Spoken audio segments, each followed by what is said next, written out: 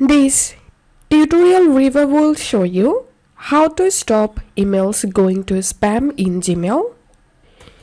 If your important mails going to the spam folder automatically and it makes trouble to find those mails every time, then you can watch this video properly to make a filter for a particular email to stop mails going to the spam folder. Open your Gmail and click on the search box and type here from colon and enter here the email address you want to stop mails going to the spam folder automatically.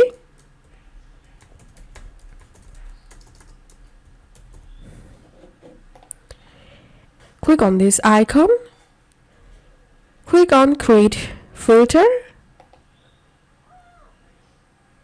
and here check this box for never send it to spam, and also check this box also apply filter to one matching conversation. Click on filter, and once you created this filter, any mails from the specific email address won't go to the spam folder, and that's how you can create multiple filter for multiple emails. If you find this video helpful, make sure to subscribe Tutorial River. See you in the next video.